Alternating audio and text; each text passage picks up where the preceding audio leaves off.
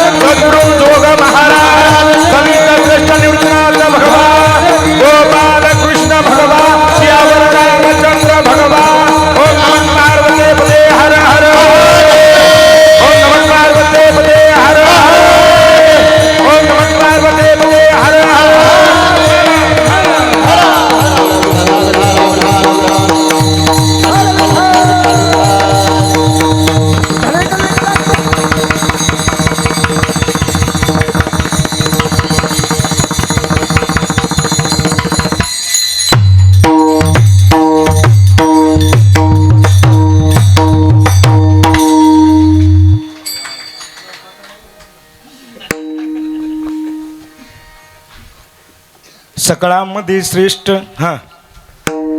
शिवनाम वरिष्ठ आवडीने नाम जपा शिव शिव मंत्र सोपा कैलास राणा शिवचंद्र मोळी फणेंद्रे माता मुकुटे जळाली कारुण्य सिंधू बहुदुःखहारी तुझ विन शंभो मज कोण तारी पांडुरंगा करू प्रथम नमन पांडुरंगा करू प्रथम नमन दुसरे चरणा संताची दुसरे चरणा संताची दुसरे चरणा संताची चक्रपादाने कथेचा विस्तार चक्रपादाने कथेचा विस्तार चक्रपादाने कथेचा विस्तार चक्रपादाने कथेचा विस्तार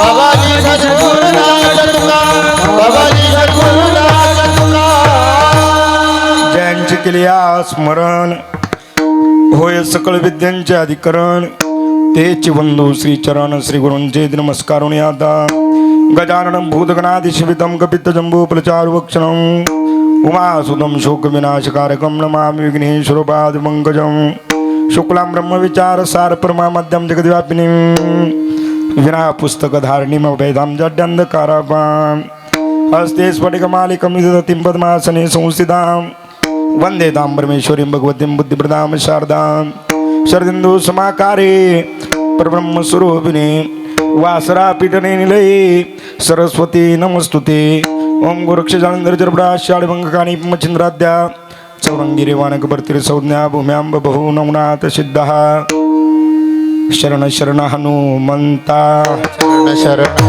हनुमंता तुम्हा आलो रामदूता आलो रामदूता काय भक्तीचा वाटा काय भक्तीचा वाटा मज द्यावा व्यासुभटा मज द्यावा व्यासुभटा मज दावा सुभटा मज दावा सुभटा मज दावा सुभटा मज दावा सुभटा शिव भोळा चक्र शिव भोळा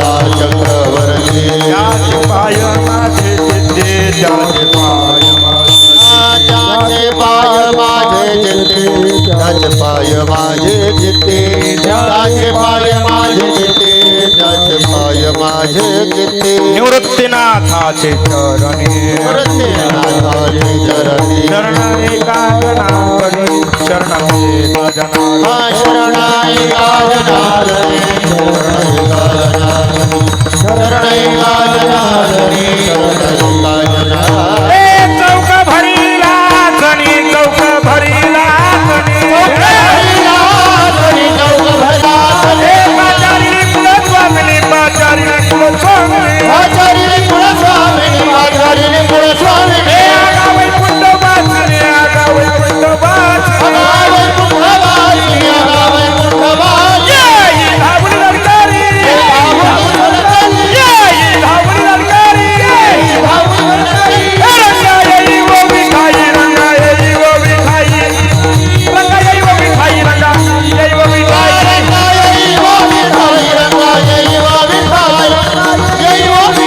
रंगा येई वो विखाई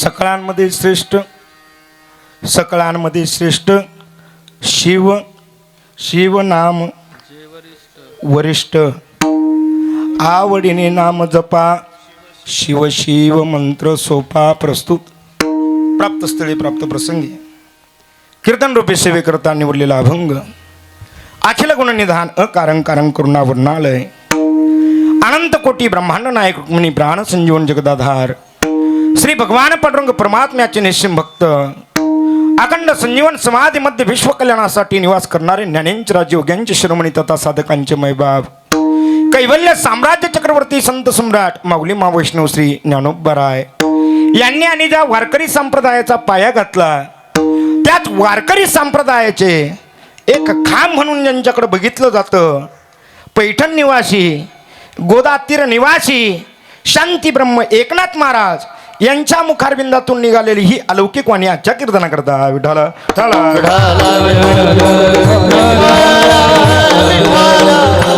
आपण सर्वजण या ठिकाणी किम निमित्ताने उपस्थित आहात हे सर्वांना श्रुत आहे ज्ञात आहे माहिती आहे तरी पण वक्त्याचं कर्तव्य या नात्याने सांगायचं झालंच तर आपलं श्री क्षेत्र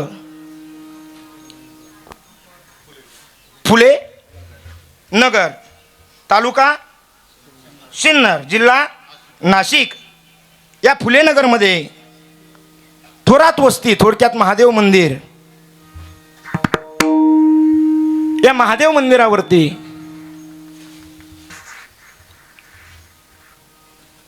सालाबाद प्रमाणे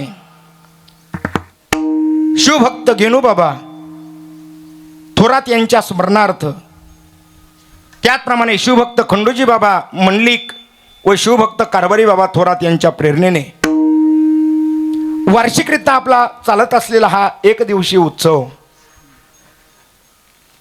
या थोरात परिवाराकडून अत्यंत मोठ्या थाटामाटामध्ये आनंदाने या ठिकाणी साजरा होत असतो तो याही वर्षी अत्यंत मोठ्या थाटामाटामध्ये सकाळी या ठिकाणी अभिषेक महापूजा नंतर कावड काठीमहाल मिरवणूक झाली आहे सत्यनारायण महापूजा झाली आहे आणि तदनंतर माझ्यासारख्या एका छोट्या माणसाकडे आलेली ही कीर्तनाची सेवा खाली बसलेल्या लोकांना टेन्शन आलं असं लय एवढं पोरगं सांगितलं उंचीवर जाऊ नका आपल्या विंचू पाहिला का तुम्ही विंचू बोलत चला विंचू पाहिला का जेवण करून घ्यायचे का अगोदर नाही असं तोंड सोडून बसू नका मला आवडत नाही अगदी फ्रेश बसा एक तर घरी तुम्ही तोंड सोडून बसली म्हणून ते इथं आले अगदी मोकळं बसा फ्रेश बसा विंचू पाहिला का विंचू मोठा असू द्या नाहीतर छोटा असू द्या ठणका काळजी करू नका 50,000 वाला बाबा जो ठणका देईल तो लासलगावचा निलेश महाराज सुद्धा देईल महाराज आणि हे पटत नसेल तर अजून सोपं सांगतो अगदी सोपं कुठेही आपण जात असलो मोठ्या गाडीत तर त्या मोठ्या गाडीबरोबर एक जॅक राहतो काय राहतो जॅक तो जॅक एकदा काढला रे काढला ज्ञानेश्वर भाऊ गाडीच्या खाली लावला रे लावला किती भरली टनाची गाडी असू द्या ते जॅक उचलतं का नाही म्हणजे तुम्ही मला जॅक नका समजू बरं एक उदाहरण सांगितलं हे पटत नसेल तर अजून एखादं उदाहरण देतो बा दिवाळीच्या टायमिंगला बरं का महेश भाऊ आपले लहान लहान पोरं आपण बाजारला घेऊन जातो बाजारला गेलो का त्या ठिकाणी ते पोरगा आपल्याला फक्त एकच त्याच्या डोक्यात काय मला फटाकडे घेतले पाहिजे. ते सारखं म्हणतं बाबा मला फटाकडे घ्या, बाबा मला फटाकडे घ्या. मग ते म्हणतं बाजाराचं राहू द्या, पहिले याला फटाकडे घेऊन देऊ. मग फटाकडे घ्यायला गेलो भाऊ का त्या ठिकाणी तो बाप काय करतो, त्याला अशी मोठे फटाकडे नाही घेऊन देत. मग त्याला सुरसुऱ्या, बुई चक्कर, जे वाजत नाही असे फटाकडे ते पोरग चिडत. ते म्हणतात मला हे फटाकडे नको, एखादा तरी वाजणारा फटाकडे घ्या ना बाबा. मग त्याला लवंगी फटाकडे घेऊन दिले जातात. कोणते फटाकडे? कृष्णा महाराज लवंगी फटाकडे. आणि मग लवंगी फटाकडे घेतले का त्या ठिकाणी ते पोरग घरी येतं आणि फटाकडे वाजवायला लगेच सुरुवात करतं. दिवाळीची वाट नाही पाहत. वैभव दादा, नागू दादा फटाकडे वाजवायला सुरुवात केली. फटाकडा लावला रे लावला का फुसका जातो, फटाकडा लावला का फुसका जातो.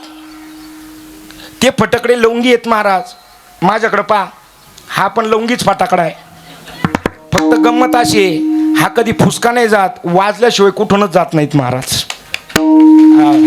वाजूनच जाणार, नाही तर मग मला तरी कोणीतरी वाजून जाणार, पण तसा जाणार नाही. आणि हे पटत नसेल तर अजून सोपं, माझं फेवरेट उदाहरण आहे. आपल्याकडे जर बायकोचा भाऊ आला तर बायको दम देते, बरा पिशवी जा आंबे घेऊन या. ते पिशी घेताना आंबे आणायला जातं, तिकडे गेलं का स्वतःच्या हाताने निवडून घेतलं राहुल बाबा का त्या ठिकाणी काय करतं, काय पैसे झाले देतं, ते पुन्हा आंबेवाला परत रिटर्न आंबे देतं. ही पिशी घेऊन घराकडे निघतं, काय डोक्यात रिंग पेटती, हे पुन्हा पाठीमागं येतं. आणि पाठीमागं आलं का त्या आंबेवाल्याला म्हणतं एक जरी आंबा खराब निघाला तर 11 चपातीला तुझ्या तोंडावर फेकल्याशिवाय राहणार नाही. कोणाला दम देतं? अरे आपण एवढी हुशार मंडळी आहे, साधे 100-200 रुपयाचे आंबे घ्यायला गेलो तर ते सुद्धा निवडून घेणारी मंडळी आहेत. मग तुम्ही फुले नगरवाले हे थोरात कंपनी एका साधी मंडळी आहेत का महाराज? यांनी आतापर्यंत इथं सगळे भारीतलेच आंबे मागवलेत महाराज. अहो सगळे भारीतले. अहो इथं फार मोठमोठे आंबे येऊन गेले. देवगड हापूस येऊन गेला, रत्नागिरी हापूस येऊन गेला, असं करत करत गुजरात केसर येऊन गेला. अहो असं करता करता सगळे आंबेच बोलावले. आज तुमच्या पुढं बोलावलाय ना, हा सुद्धा लासलगावचा आंबा आहे. हो हा सुद्धा एक आंबा आहे. पण ऐका ना बा, हा जो आंबा आहेत ना याला गोटी आंबा म्हणतात. भाऊ हा गोटी आंबा आहे, याच्यात लई रस पडेल, लई ज्ञान पडेल. हा तेव्हा ते दाखवत आहे, याच्यात लई रस पडेल, ज्ञान पडेल असं नाही.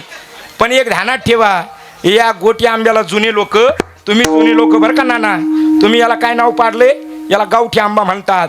तुम्ही बाकीचे आंबे किती खा, पण एकदा का गावठी आंब्याचा थेंब जिभेवर पडला ना, हा पुन्हा पुन्हा चाखा वाटतोय. का? कारण हा आंबा सुद्धा ज्ञानोबा तुकोबरायच्या तालमीत तयार झालेला आंबा आहे. आज माझं मोठं परम भाग्य आहे. कीर्तन म्हटलं रे म्हटलं, नो एकल्याचा खेळ म्हणून मेळ मिळविला, लावणी मृदुंग श्रुती टाळ घोष शिवब्रह्मरस आवडेन या न्यायाने. आज माझं मोठं परम भाग्य आहेत महाराज. महाराष्ट्रातील अत्यंत दिग्गज मंडळी माझ्या कीर्तनसाठी करता उपस्थित आहेत. आपल्या महाराष्ट्रामध्ये या ठिकाणी अनेक कीर्तनकार आहेत. त्यापैकी हरिभक्तीपरायण, अत्यंत गोड गळ्याचे धनी आणि अत्यंत सुंदर चिंतन करणारे हरिभक्तीपरायण आमचे गुरुबंधू राहुलजी महाराज डुमरे या ठिकाणी उपस्थित, टाळी वाजून स्वागत करा.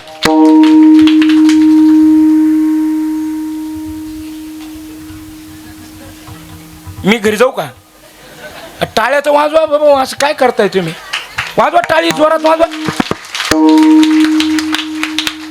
हो यांना सांगा बरं, भले बोलू नका, पण ते आपल्याला जमत नाही बरं. हो हां यांना सांगा बा, आता काय करा, आपल्याला एक तर जमत नाही ना नागुदात. आहे का हरिभक्तीपरायण आमचे डोंबरे बाबा, या गे फ्रेश बसावं माऊली. हो हे मस्त दुपारचा टायमिंग, झोपेचा टायमिंग नाही हा. आहे का मोकळं बस. हरिभक्तीपरायण आमचे आपल्या ना सिन्नर तालुक्याचं भूषण नोहे अख्ख्या महाराष्ट्र भूषणामध्ये ज्यांचं नाव अग्रगण्य घेतलं जातं आहे, असे हरिभक्तीपरायण गायन कुकिळा हरिभक्तीपरायण आमचे वैभव दादा वेलजाळीकर या ठिकाणी टाळी वाजून स्वागत करा. हरिभक्तीपरायण किती उंच म्हणायला लावा, आहे काय नाहीत महाराज. काय गोड आहेत, खूप गोड आहेत. तब्येत पण जरा बरी झाली बरं का, आता लई दिवसांनी पाहिले दादांना, पण अत्यंत गोड वाटलेत. उंची तर माझ्या डबल नाही, मी उभा राहिलो का कमरेलाच लागतोय त्यांच्या. पण अत्यंत गोड गळ्याचे धनी, जेवढी त्यांची उंची आहेत तेवढाच त्यांचा उंच आवाज भगवंताने त्यांना दिला आहे. एकदा जोरदार टाळी वाजून आमच्या नागुदादांना टाळी वाजवा. हरिभक्तीपरायण आमचे शांताराम भाऊ या ठिकाणी उपस्थित आहे, त्यांचंही टाळी वाजून स्वागत करा. हरिभक्तीपरायण आमचे हृदयस्थ कंठस्थ हरिभक्तीपरायण कीर्तन केसरी पांडुरंग अण्णा गिरी, आम्ही ज्यांना गुरुस्थान मानतो असे असलेले अण्णा यांचे चिरंजीव श्री हरिभक्तीपरायण कृष्णाजी महाराज या ठिकाणी उपस्थित आहेत. त्यांचं या ठिकाणी स्वागत आहे. हरिभक्तीपरायण माझ्यावरती अगदी लहान जेव्हापासून होतो तेव्हापासून प्रेम करणारे हरिभक्तीपरायण हरिभक्त ते काही बोलायचं कामच नाही. भानुदास बाबा या ठिकाणी त्यांचंही टाळी वाजून स्वागत करा. आमचे खंडराव महाराज या ठिकाणी आहेत आणि आमच्या राहुलदादांच्या संस्थेतले हे सगळे बाल गोपाल मंडळी यांच्याकरता एकदा जोरदार टाळी वाजवा. त्यांचे गाल पहा ना, तुम्ही गाल पहा ना त्यांचे किती गोड आहेत. आणि आपल्या पोरांचे गाल पहा, ते पोरांचे ते चेहरे पाहिलेत ना बाबा, बघा ना किती मस्त गोल गोल आहेत महाराज, सफरचंदासारखे आहेत एकदम. बाबा हे जे तेज आहेत ना महाराज, हे तेज जेवणाचं नाही आहे, हे माझ्या ज्ञानोबा तुकोबरायचं तेज आहेत महाराज.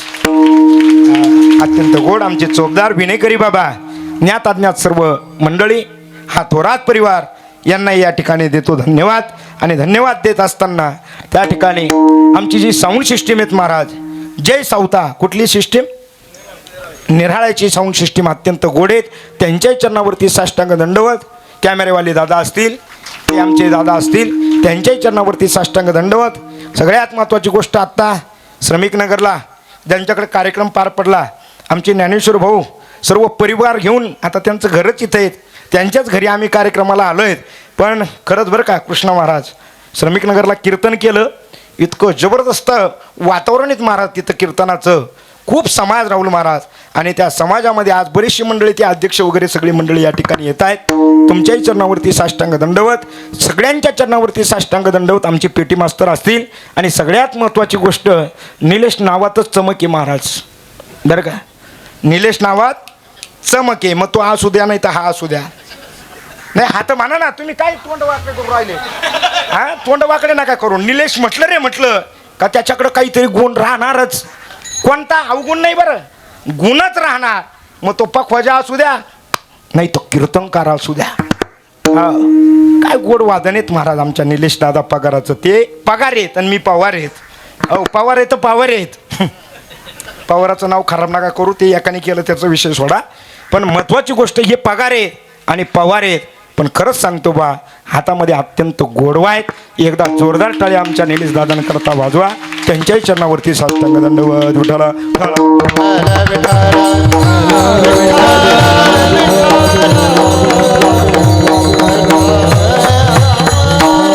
संत श्रेष्ठ नाथ महाराजांचा अभंग आज चिंतन शिबिरकरता निवडलेला आहे. या अभंगाच्या माध्यमातून श्री नाथ महाराज भगवान शिवाच्या जपाचा महिमा त्या ठिकाणी प्रतिपाद्य करतायत. आणि तो करत असताना त्या नामाने तुम्हाला आम्हाला पदरामध्ये काय फळ पडतं याचाही या ठिकाणी लेखाजोखा या अभंगाच्या माध्यमातून मांडताय. विठाला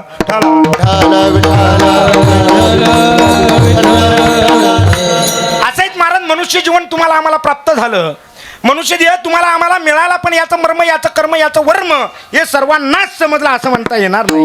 हे जर सर्वांनाच समजलं असतं तर लोकांना हात जोडून पाया पडून विनंती करून सांगावं लागलं नसतं. कीर्तन चालू झालंय, पुढे येऊन बसा. ज्या अर्थी लोकांना सांगावं लागतंय त्या अर्थी अजून लोकांना देहाचं मर्म कर्म वर्म कळालेलं नाहीत. इथं जर दुसरा काही झिंगणंग चिकणंगचा कार्यक्रम असता तर लोकांना सांगावं लागलं असतं, काय मागे सारखा, आता सांगावं लागत पुढे या, पुढे या. का? देहाचा मर्म कर्म वर्म पडणार नाही, काळजी नका करू. सवय दररोजची महाराज. ऐका, हे मर्म कर्म वर्म तुम्हाला आम्हाला सर्वांना अजून समजलेलं नाहीत ना. तुम्हाला आम्हाला शरीर मिळालंय, किती दुर्लभ आहेत, अत्यंत दुर्लभ आहेत. शास्त्रकार वर्णन करतात, दुर्लभो त्रिमय वैतत देवानुग्रम हेतुकम मनुष्यत्व मुमुक्षत्व महापुरुष संश्रया. सगळ्यात दुर्लभ गोष्ट काय असेल तर नर शरीर मिळणं हे अत्यंत दुर्लभ आहेत महाराज. 10वं झालं, श्राद्ध झालं, याच्यात आपण चांगलं गुळू गुळू म्हणतोय महाराज प्रमाणे, भरपूर प्रमाणे म्हणतोय. पुनर्वित्तम पुनर्मित्रम पुनर्भार्या पुनर्मयी येतात सर्व पुनर्लभ्य न शरीर पुन्हा पुन्हा. बाकीच्या सगळ्या गोष्टी पुन्हा पुन्हा प्राप्त होतील, पण शरीर तुम्हाला आम्हाला मिळणार नाहीत. शरीर तुम्हाला आम्हाला मिळालंय. तसं जर पाहायला गेलं, थोडं जर पाठीमागे गेलं ना महाराज, काय वर्णन केलेलं. पहिले कोट्याचं नवते काही, पहिले कोट्याचं नवते काही, पहिले कोट्याचं नवते काही, पहिले कोट्याचं नवते काही. सूर्य तारा नाही, चंद्र सूर्य तारा नाही, चंद्र सूर्य तारा नाही, चंद्र सूर्य तारा नाही. शून्याची होती माई, शून्याची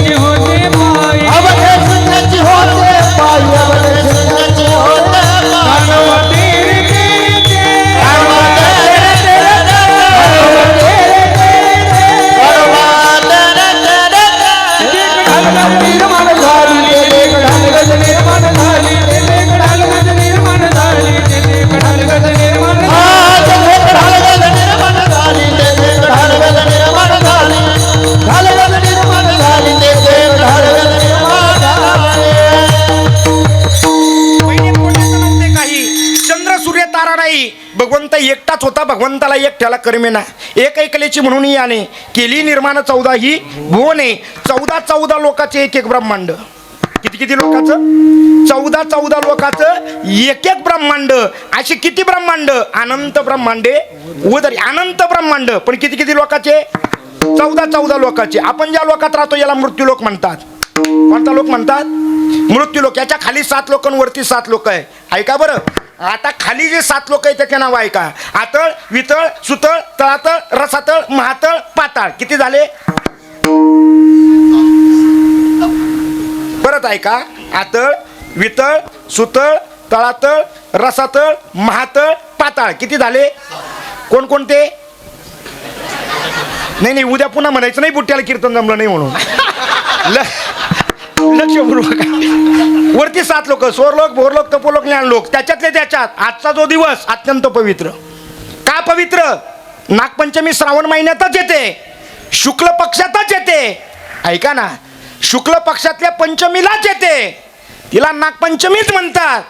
पण सगळ्यात महत्वाची गोष्ट सोमवारी नागपंचमी येणं हा फार मोठा योगायोग आहे. ऐका बरं किती मोठा योगायोग आहे. शिवमहापुराण कथा चालू आहे मांडवडला बरं का. आता आज नागपंचमीचंच सांगायचं आहे. पण नागपंचमीचाच पर्व काळ आहे का आपला नाही ना. हां पण ऐका ना किती मोठा योग आहे. यांचा कार्यक्रम त्यांचं काय पहिला सोमवार. पण पहिल्या सोमवारी नागपंचमी बऱ्याच दिवसांनी आली बरं दादाश्री. हो शक्यतो तुम्ही मागचे जर वेळापत्रक बघितलं तर शक्यतो येत नाही. पण यावर्षी तो योग घडून आलाय. ऐका ही सृष्टी निर्माण करत असताना भगवंतानी या मृत्यूलोकामध्ये अनेक जीव तयार केले. ते जीव तयार करत असताना भगवंतानी किती जीव तयार केले. भागवत महापुराण शास्त्र सांगतं 83,99,999 भगवंतानी जीव तयार केले. पण जेवढे जे तयार केले ते आडवे केले. कुत्रा घ्या डुक्कर घ्या मांजर घ्या हत्ती घ्या घोडं घ्या तुम्हाला वाटल ते घ्या सगळे बनवले. पण कसे बनवले आडवे. भगवंताला वाटलं एवढे जीव बनवले पण आपल्याला जाणणारा आपल्याला ओळखणारा कोणीतरी असावा.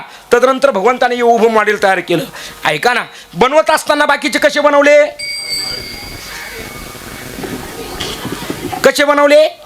आडवे. हे कसं बनवलं. पण फार मोठी गंमत आहे भानुदास महाराज.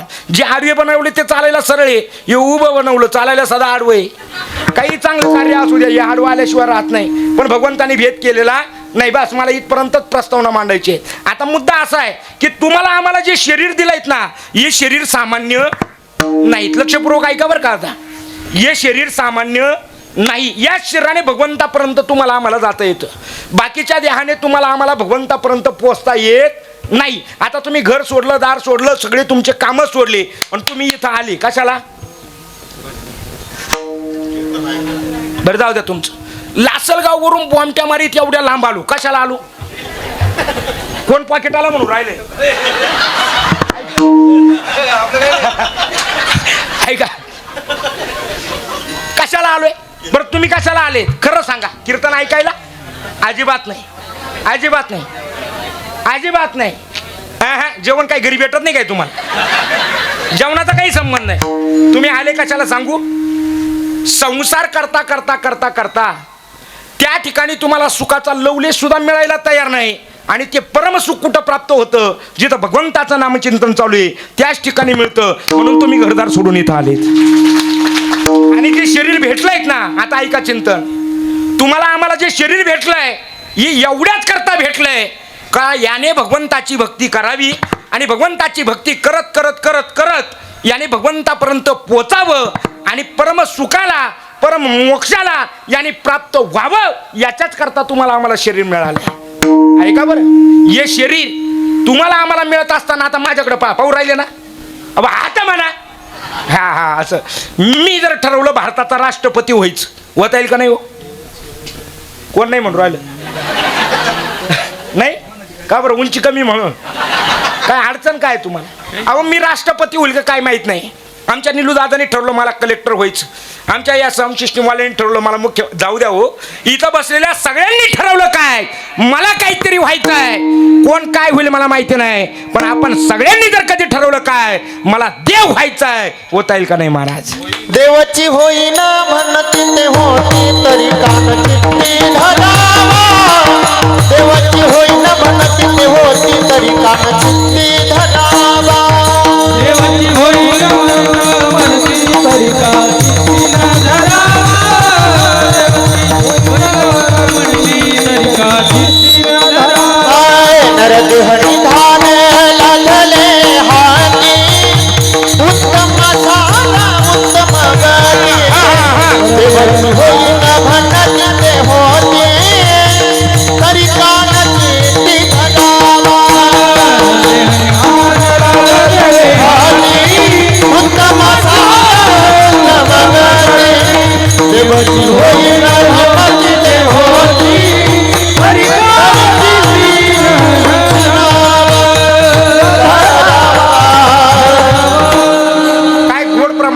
महाराज नरदे आणि दान लागले हाती उत्तम सार उत्तम गती देवची होईल म्हणती ते होती तरी का चित्तेनं धरावा आयुष्याच्या साधने सच्चिदानंद पदवी घे सच्चिदानंद पदवी घे सच्चिदानंद पदवी आयुष्याच्या साधने सच्चिदानंद पदवी घे सच्चिदानंद पदवी घे सच्चिदानंद पदवी घे आयुष्याच्या साधने सच्चिदानंद पदवी घेणे सच्चिदानंद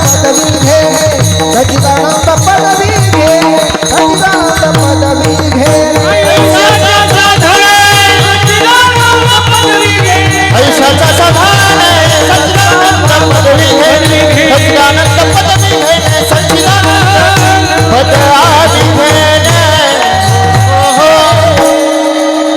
आयुष्याच्या साधने सचितानंद पदवी घेणे जो सदघन चिदघन आनंदघन जगाची उत्पत्ती स्थिती लय ज्या भगवंताच्या हातामध्ये त्याला काय म्हटलं जातंय त्याला आमचं भगवान महादेव म्हटल्या जाते आणि या महादेवाने ऐका बरं मंदिरात राहतो त्याला देव म्हणतात ऐका मंदिरात राहतो त्याला देव म्हणतात पण स्मशानात राहतो त्याला महादेव म्हणतात महाराज बाकीचे मंदिरं जर बघितले तुम्ही तर प्रत्येकाच्या मंदिरामध्ये तुम्ही गेला तर मूर्त्या तुम्हाला भीतीला टेकलेल्या दिसतील भीतीला खेटून दिसतील पण महादेवाचं शिवलिंग बघा महादेवाचं शिवलिंग हे तंतोतंत मंदिराच्या मध्यभागीच असतं का सर्व देवांचा केंद्रबिंदू कोण असेल तर तो माझा महादेवीत महाराज किती भोळं दैवत अत्यंत भोळं दैवत बरं का थोडं चिंतन देतो बरं का ऐका का भगवान शिव या ठिकाणी या भगवान शिवाच्या लिंगाचीच पूजा केली जाते का केली जाते त्याचे पण कारण आहेत महाराज काय कारण आहेत भृगु ऋषींचं आपण उदाहरण कायम ऐकतो भेटण्याकरता गेले तिन्ही देवांना ब्रह्मा विष्णू आणि महेश अगोदर ब्रह्मदेवाकडे गेले तर त्या ठिकाणी ब्रह्मदेव त्या ठिकाणी सावित्री बरोबर होते त्यांच्या एकांतवासामध्ये होते पण भृगु ऋषी आले त्यांचा थोडा अवमान घडला शाप देऊन टाकला जा म्हटले तुमची पूजा भूतलावर कोणी करणार नाहीत भगवान विष्णूंकडे गेले आणि भगवान विष्णू सुद्धा शांताकारम भुजगशयनम पद्मनाभम सुरेशम शांत पडलेले असताना अहो भृगु ऋषी म्हणे मी आलोय तरी उठायला तयार नाही लात मारलीत महाराज ती लात अजून मी आमच्या भगवान पांडुरंग परमात्म्याने ती चिन्ह म्हणून तशीच ठेवली आज बी जर तुम्ही पंढरपूरला गेले तर भगवान पांडुरंग परमात्म्याच्या छातीवरती जी लात येत महाराज ती कोणाची आहेत ती त्या ठिकाणी आमच्या भृगु ऋषींची आहेत आणि असंच घडलं महादेव शिव पार्वती एकांतवासात होते जे गण होते त्यांना सांगितलं एक काम करा काय या ठिकाणी आम्ही एकांतवासात येत आतमध्ये कोणाला येऊ देऊ नका परंतु भृगु ऋषींनी ऐकलं नाहीत ऐका बरं ऐकलं नाहीत भृगु ऋषी आतमध्ये गेले आणि आतमध्ये गेल्यानंतर हे पद्मपुराणामध्ये ऐकायला भेटतं बरं का ही कथा पद्मपुराणामध्ये ज्यावेळेस आतमध्ये गेले तर भगवान शिवांना नको त्या अवस्थेमध्ये पाहिलं त्याच वेळेस यांनी शाप दिला की आजपासून तुमचं जी पूजा होईल ना ती तुमच्या मूर्तीची पूजा न होता तुमच्या लिंगाची पूजा केली जाईल एक उदाहरण कशातलं पद्मपुराणातलं आता शिवमहापुराणातलं सगळ्यात अगोदर हे शिवलिंग मृत्यूलोकामध्ये कसं आलं लक्षपूर्वक आहे का कधी आलंय ब्रह्मा आणि विष्णू यांच्यामध्ये थोडासा वाद झाला ब्रह्मदेव भगवान विष्णूंकडे गेले आणि सांगायला लागले मी सगळ्यात मोठा आहे पण सगळ्यात गेल्या अगोदर त्या ठिकाणी भगवान विष्णूंना शब्द वापरले ए पुत्रा काय शब्द वापरले ए पुत्रा म्हटल्याबरोबर भगवान विष्णू हसायला लागले ते म्हटले अहो मी पौडलेलो असताना माझ्या नाभी कमलातून एका कमलाची उत्पत्ती आहे त्या कमलातून तुमचा जन्म झालाय उलट तसं जर पाहायला गेलं तर मी तुमचा ना त्यांनी बाप येईन तुम्ही मला काय म्हणताय पुत्रा थोडासा अहंकार ब्रह्मदेवाला झालेला शिवमहापुराणामध्ये अत्यंत गोड कथा आलीत मग त्या ठिकाणी भगवान विष्णू म्हणायचे अरे बाबा मी मोठा आहे आणि ब्रह्मदेव म्हणायचे मी मोठा आहे दोघांचा वाद इतका विकोपाला गेला अनेक दिवस त्यांचं युद्ध चालू झालं ते युद्ध चालू असताना सकल देवता आहेत ना महाराज, त्यांना मोठा प्रश्न पडला, जर कुंपणच शेत खायला लागलं तर जमल कसं? मग सगळेचे सगळी देवता भगवान शिवाकडे गेले आणि भगवान शिवजींना त्या ठिकाणी निरोप पाठवला. असं आहे. त्याच वेळेस भगवंताने काय केलंय, एक अग्निस्तंभ त्या ठिकाणी उभा केला आहे दोघांच्या मध्ये आणि आवाज दिलाय, विष्णू ब्रह्मा हे युद्ध थांबवा. आणि युद्ध थांबायला लावलं. मग आवाज निघालाय, तुमच्यामध्ये मोठा कोण मी सांगतो. हा जो अग्निस्तंभ आहेत ना मध्ये, एकाने खाली जा आणि एकाने वरती जा, आणि याचं वरचं टोक एकाने सापडा आणि एकाने खालचं टोक सापडा. त्याच्यामध्ये ब्रह्मदेव वरती निघाले हंसावरती बसून, आणि भगवान विष्णू कुठं निघाले, खालच्या बाजूने निघाले. आता ते काय होतं महाराज, या ठिकाणी ब्रह्मदेव वरती निघाले, पण जात असताना इतके वर गेले, हजारो वर्ष वरती जात होते. कोण? ब्रह्मदेव. तुम्ही म्हणाल तुम्हाला काय माहिती, मी चिडत होतो. अनेक दिवस वरती गेले, पण ब्रह्मदेवाला वरचं टोक सापडायला तयार नाही. आणि भगवान विष्णू हजारो वर्ष खाली गेले, त्यांना सुद्धा खालचं टोक सापडायला तयार नाही. मग वरतून नेमके त्या अग्निस्तंभातून राहुल महाराज एक फूल पडत होतं, पुष्प. ते केतकीचं पुष्प होतं. कसलं पुष्प होतं? केतकीचं पुष्प होतं. ते नेमकी वरतून खाली चाललं होतं. स्तंभातून निघालं आणि कुठं चाललं होतं, खाली चाललं. आणि त्याच वेळेस ब्रह्मदेवाची त्याची गाठ पडली. ब्रह्मदेवाने विचारलं, ए कुठं चाललास? म्हणे खाली चाललोय. खाली चाल, सांग ना. म्हटले याचं टोक तुला माहिती आहेत का? ते म्हणले हजारो वर्षापासून खाली येतोय, अजून मला पण मेळ लागायला तयार नाही. पण ब्रह्मदेवाने सांगितलं, ऐक, आता तुला सापडो नाही तर नाही सापडो, पण आता आपण ज्यावेळेस खाली जाऊ त्यावेळेस तू माझ्या बाजूने साक्ष द्यायची. काय साक्ष द्यायची? का या ठिकाणी वरचं टोक ब्रह्मदेवाने पाहिलंय म्हटलं. एवढंच तू सांगायचं. आणि असं म्हणल्यावर आता ते केतकीचं फुल म्हणे, अहो मी पाहिलेलंच नाही ना, मी पाहिलंच नाही वरचं टोक, आणि तुम्ही पाहिलं नाही, तुम्ही अजून माझ्या बरोबरच आहे. ते काही असू दे, तुला सांगावं लागेल. आता याला वाटलं आता सांगायचं तर सांगू म्हटले. त्याच्याकरता ध्यानात ठेवा, डेकनाच्या संगी हिरा जो मंगला, शक्यतो वाईट माणसाचं शक्यतो कधी ऐकायचं नसतं. भेटतात आपल्याला, भेटतात, पण जास्त नादी लागायचं नसतं. केतकीच्या फुलांनी जसं म्हटलं ब्रह्मदेवाने तसं ऐकलं आणि पुन्हा खाली आले. महादेवाच्या त्या स्तंभाजवळ पुन्हा खालून विष्णू भगवान आले. विष्णू भगवंत येऊन नम्रपणे त्या ठिकाणी उभे होते. आणि ब्रह्मदेवाला ज्यावेळेस विचारलं, कोणी? भगवान शिवांनी विचारलं. आणि विचारल्याबरोबर त्यावेळेस सांगितलं काय, हो या ठिकाणी मी पाहिलंय. ब्रह्मदेव म्हटले वरचं टोक मी पाहून आलोय. मग आता भगवान शिव म्हणले वरचं टोक यांना सापडलं. मग ते म्हणले कसं काय सापडलंय? तुम्हाला खोटं वाटत असेल तर या केतकीच्या फुलाला विचारा. विचारा म्हटल्याबरोबर त्या ठिकाणी विचारा म्हटल्याबरोबर भगवान त्या ठिकाणी क्रोधाने त्यांच्याकडे बघायला लागले. पण केतकीच्या फुलाने सुद्धा साक्ष दिली. हो म्हटले, ब्रह्मदेवाने वरचं टोक पाहिलेत म्हटले, टोकापासूनच आम्ही खालो आलोय. असं म्हटल्याबरोबर भगवान विष्णूंना विचारलं, का हो तुम्हाला खालचं टोक सापडलं? नम्रपणे सांगितलं, नाही बरं का, मी तुमचं टोक सापडू शकलो नाहीत म्हटले. भगवान शंकराला क्रोध अनावर झाला आणि त्या क्रोधामध्येच ब्रह्मदेवाला तोंड किती येतो?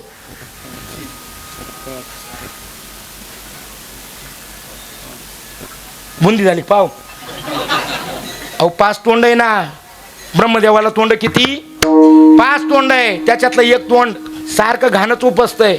मग भगवंतानी क्रोधामध्ये येऊन पहिल्यांदा त्यांचं काय केलंय, मुंडका उडवलं आणि शाप देऊन टाकला. जा म्हटले, मृत्यू लोकामध्ये या ठिकाणी तुमची कोणी पूजा करणार नाहीत आणि तुमचं मंदिर सुद्धा कोणी बांधणार नाही. तेव्हापासून बघा, मंदिर फक्त एकच ब्रह्मदेवाचं. बाकीचे सगळे मंदिर तुम्हाला आम्हाला दिसतील, पण एकच मंदिर. कुठं? ते पण पुष्करला. पुष्कर सोडलं तर दुसरीकडे ब्रह्मदेवाचं मंदिर नाहीत. मग हे जे केतकीचं फुल होतं ना, केतकीचं फुल माहिती आहे ना तुम्हाला? केतकीचं म्हणजे कशाचं? केतकीचं म्हणजे चाफ्याचं. कशाचं? आपण त्याला काय म्हणतो राहुल बाबा, काय म्हणतो त्याला? चाफ्याचं. तुम्ही बघा, भगवान शिवावरती सगळे फुलं वाहिले जातात, पण त्याला शाप देऊन टाकला, इथून पुढे मी तुझा त्याग करतोय. त्या ठिकाणी तुला मला सगळे फुलं चालतील पण केतकीचं फुल मला चालणार नाही. शिवमहापुराण सांगतोय. शिवमहापुराणामध्ये असं सांगितलेलं आहे कृष्णा महाराज की केतकीचं फुल जर यदा कदाचित कोणी चुकून जरी वाहिलं तर त्याने जेवढं पुण्य कमवलंय त्याचा क्षय त्या ठिकाणी जागेवरती होऊन जातोय. शिवमहापुराणामध्ये सांगितलंय. मग या ठिकाणी पहिलं जो अग्निस्तंभ आहेत ना महाराज, अग्निस्तंभ काय अग्निस्तंभ, तो अग्निस्तंभच मग तो कुठं तयार झाला आता सध्याच्या काळात अरुणाचल प्रदेश. त्या अरुणाचल प्रदेशमध्ये जो अग्निस्तंभ आहे तेच भगवंताचं पहिलं शिवलिंग. विठ्ठल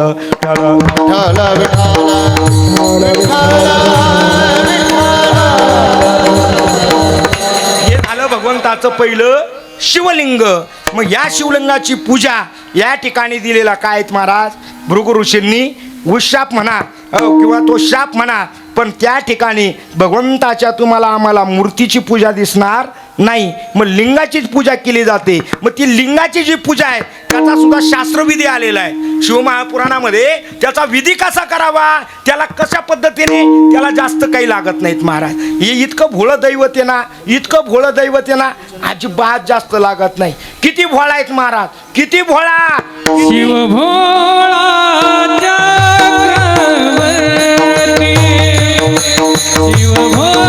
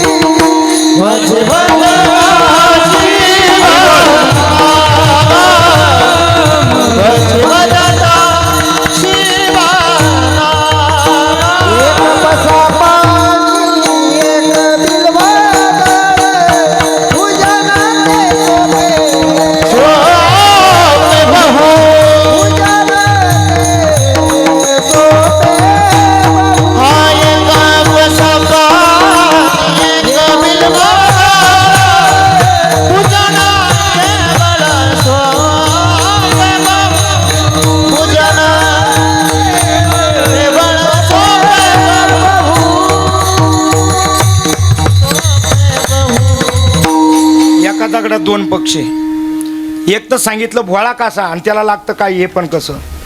शिव भोळा चक्रवर्ती. किती भोळा किती भोळा. आता पहिल्याप्रमाणे जरा सोडवतो अगोदर. इतका भोळा इतका भोळा स्वतःची बायको सुद्धा देऊन टाकली.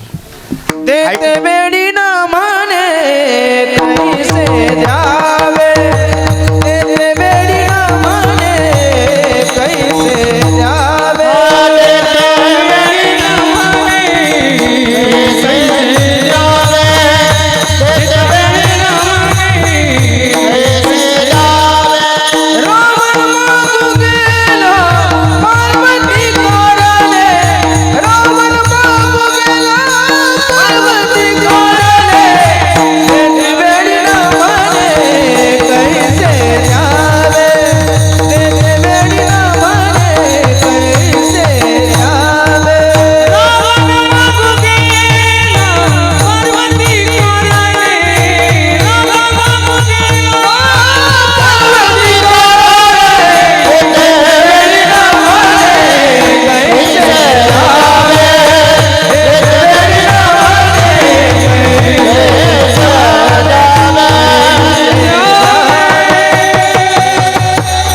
प्रमाण दिलंय महाराज. अहो रावण गेला होता तर रावणाला सुद्धा द्यायला तयार झाला होता. ऐका बरं मी काय बोलतो. या हॅलो नाही तेच मला आवाज आहे ना. इतका भोळा इतका भोळा. एक बिलवदळ चंदना अक्षदा आणि पूजन तत्वता सोपे भाऊ. याला काय लागतंय? एक लोटा जल. एक लोटा जल आणि एक फक्त बिल्वदळ. आता बेलाची उत्पत्ती कोणापासून आहे? बेलाची उत्पत्ती पार्वतीच्या घामापासून तयार झालेले आहे. शिवमहापुराण, इति शिवमहापुराण, माग पाहू नका, इति शिवमहापुराण. एक बिल्वदळ चंदना अक्षदा. त्याला बिल्वदळ का आवडतं बरं? बेलपत्र व्हावं कसं, त्याचं दर्शन कसं करावं? जी पिंड असते, जी शाळुंका असते, बरोबर, त्याच्यावर कोण कोण विराजमान येतो? एक गणपती बाप्पा, पार्वती माता, अजून निलेश महाराज काय म्हणले? कोण? एक सुंदरी आहेत बा. कोणती सुंदरी आहे? जेऊ घाला खरंच सांग. चेंज करू का थोडस? नाही बरोबर चालू आहे ना. मग मला सांगा ना कोण कोण राहते? अहो मी लहान आहे, माझी उंची पहा तुम्ही. मला एवढं माहीत जर असतं तर मग मी फटाफटा सांगून मोकळं नसतो झालो का? ऐका ऐका, शक्यतो भगवंताची जी धार असावी ही उत्तर बाजूला असावी. कुठं असावी? उत्तर बाजूला. त्याच्यावर जे बिल्वदळ व्हायचंय, आपण मंदिरात निघालो रे निघालो का अगोदर आपण कुठं जातो? कोणाजवळ जातो? आपण नंदीजवळ जातो ना. कुठं जातो? नंदीजवळ. नंदीजवळ गेलो बरं का. ते काय झालं सध्या, ते प्रदीप मिश्राजी वगैरे यांच्या कथा लोक ऐकताय. ते कर्मकांड सांगत, खूप कर्मकांड सांगतात. पण बरं आहे, चांगलं आहे. तुमच्याकडं नाही एवढं, आमच्याकडं बाया तर लय अवघड आहेत गाड्या. हो, ते ताटं बिटं घेणार, सगळं दूध बीज सगळं घेणार. कुठं निघणार? महादेवाला. अहो एक दिवस कार्यक्रमावरून इकडंच आमच्या अण्णांनी मला बोलवलेलं होतं, कीर्तन करून घरी गेलो आणि बाईची धावपळ चालली होती. कशाला? महादेवाला जायला. अहो मी गेलो, या अण्णा ती गेली कुठेतरी कार्यक्रमाला, जेवण नाही. घरी गेलो, तिला म्हणलं यार जेवायचंय मला. ते म्हणलं काय करायचं का नाही? अरे म्हणलं काय झालं? आम्हा मैत्रिणी वाट पाहू राहिल्या ना. अरे म्हणलं हा जाशील ना. आणि कुठं जायचंय म्हणलं? म्हणे महादेवाला पाणी घालायला. तिला म्हणले अरे घरचा महादेव उपाशी, तिथे किती पाणी ओतलं तर तुला काम होणार आहे? ऐका मी काय बोलतो. बिल्वदळ वाहत असताना नंदीचं दर्शन सुद्धा कसं घ्यावं हे कळालं पाहिजे. नंदीचं दर्शन घेताना स्त्रियांनी काय करावं? या ठिकाणी त्याच्या दोन्ही शिंगांवरती, कोणाच्या? नंदीच्या. आणि त्याच्यातून शिवलिंगाची जी साळुंक आहे ती बघावी. कोणी? स्त्रियांनी. पुरुषांनी काय करावं? पाठीमागं जावं. कुठं? पाठीमागं जावं. आणि जो पाठीमागचा एक जो पाय वाटतो ना आपल्याला, त्याला स्पर्श करावा. आणि त्याला स्पर्श केल्याशिवाय तुमचं आमचं दर्शन परिपूर्ण होत नाहीत महाराज. लक्षपूर्वक ऐका बरं. याच्याही पलीकडे बोलतो. जे बेलपत्र व्हायचंय लोक कुठं ठेवता माहिती का राहुल बाबा? नंदीच्या डोक्यावर. बेलपत्र कुठं? डोक्यावर. तुमच्या डोक्यावर असं कोणी काही फुलं बिलं वाहिले जमत तुम्हाला? हा त्या बाते मा ध्यानातच नाही. बिल्वद असं नाही वाहती महाराज. हे बिल्वदळ कसं व्हावं? ऐका. अष्टमी, चतुर्थी, सोमवार, शिवरात्र, बरं का? अष्टमी, चतुर्थी, शिवरात्र असे अजून 1-2 दिवस सांगितलेले. त्या दिवशी नागेश दादा बेल तोडायचं नाही. त्याच्या आगल्याच दिवशी ते पण जाऊन आव्हान द्यायचं आणि मग बेलपत्र तोडायचं. ते तोडल्यानंतर नंदीच्या पुढं ठेवताना कसं ठेवावं?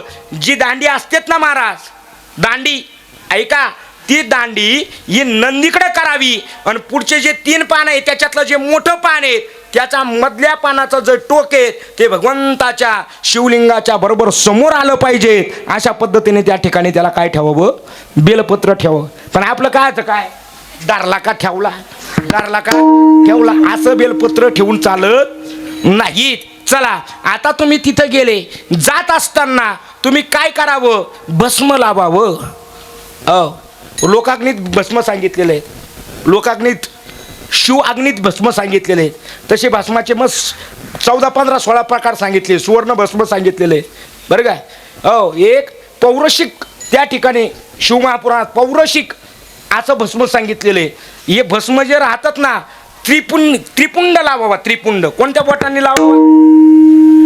बोला बोला बोला ना. तुम्हाला बोट नाही का? कोणते बोट? या 3 बोटांनी कधीच लावू नये. हाताला बोट किती? 5. हे बोट काय काम करतं? हे दाखवतं. हे कृष्णा महाराज, हे भानुदास महाराज, हे नागू दादा, हे निलेश महाराज, हे राहुल महाराज. हे काय करतं? दाखवतं. पण या बोटाचं काम पितरांचं आहे. कोणाचं आहे? कोणाला वापरलं जातं? पितरांना. त्यामुळे हे बोट या ठिकाणी त्रिपुंड त्याच्यावर काढू नयेत. मग हे खालचे 3 बोट घ्यावे आणि त्याने शाळुंकाला काय करावे? लावावे. हे मी सांगत नाही बगलातलं, इति शिवमहापुराण. बाबा पहिल्यांदाच कथा करतोय, पण डोक्याला चांगली झाण झाली माझ्या. हो, चांगली झाण झाली. पण खरंच सांगतो बा, काय का कोणत्या तरी रूपाने आपला अभ्यास घडतोय, हे सगळ्यात महत्वाची गोष्ट आहे.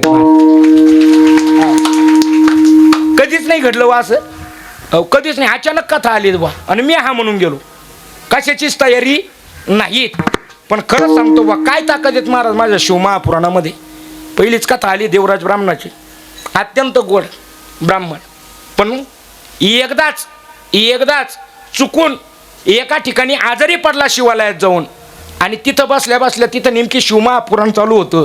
ते त्यांनी ऐकलं आणि ऐकल्यानंतर त्याच ठिकाणी गतप्राण झाला. परिणाम त्या ठिकाणी यमाचे दूत पण आले आणि शिवाचे दूत पण आले.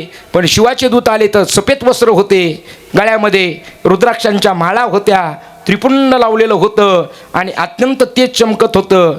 परिणाम असा झाला, यमाच्या दूतांना त्या ठिकाणी पळून लावलं. का? यमाच्या दूतांना का पळून लावलं? कारण त्यांच्या मुखामध्ये एकच चाललेलं होतं. माईक घेता का? एक माईक घेता? घ्या एकदा घ्या फक्त. काय गोड वर्णन केलेलं आहे महाराज. कारण ज्या ठिकाणी भगवान शिवाचं नाव चालू असतं ना महाराज, तिथं सगळे पळतात. दडत दडत दडत दडत दुडू दुडू दुडू दुडू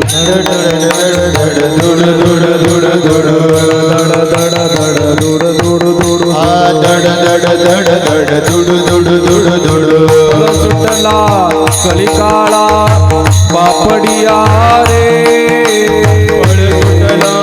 कलिकाळा बापुडिया रे.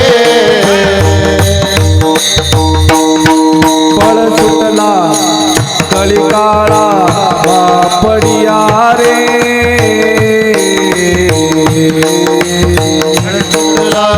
कलिकाळा बापुडिया रे. शिवनाम सीतामुखी सेविका बापुडिया रे. शिवनाम सेविकामुखी सेविका बापुडिया रे. शिवनाम सीतामुखी सेविका बापुडिया रे. शिवनाम सीतामुखी सेविका बापुडिया